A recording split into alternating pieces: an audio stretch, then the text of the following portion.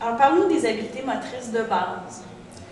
Les habiletés motrices de base, il y en a plusieurs. Hein? Puis il y a des gens qui travaillent sur un concept, en anglais, on parle de physical literacy. C'est la capacité à faire avoir un bagage très très large d'habiletés motrices.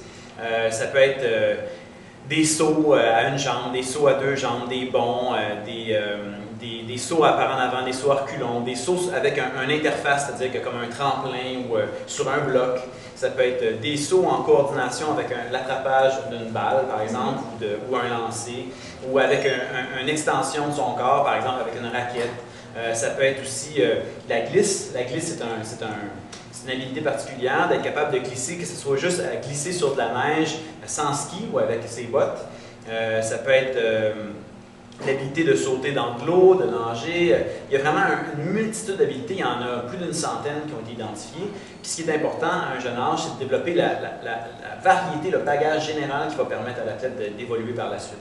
Plus il a touché un bagage qui est large, l'athlète, plus par la suite il va être capable de prendre des décisions éclairées au moment où il va avoir à prendre la décision et donc d'évoluer dans un sport qui va être complexe comme le ski alpin peut l'être à un haut niveau.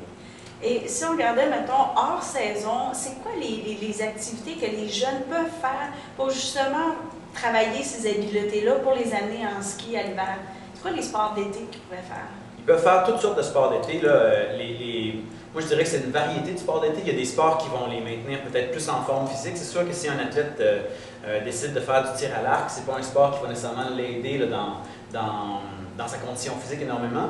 Mais ça n'empêche pas qu'il peut en faire parce que ça va être intéressant pour d'autres habilités qui vont être intéressantes pour ça. Oui, exactement.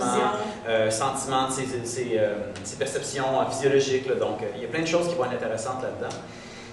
Mais les habiletés qui vont être intéressantes, un sport comme le hockey, le soccer vont être intéressants. Par contre, c'est un sport d'équipe qui amène d'autres habiletés qui sont intéressantes.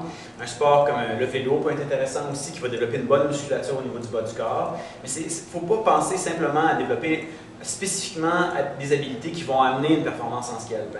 Il faut vraiment penser à développer l'athlète dans son entier, puis à cet âge-là particulièrement. Puis par la suite, on va commencer à spécialiser plus tard dans les groupes d'âge. OK, excellent, merci.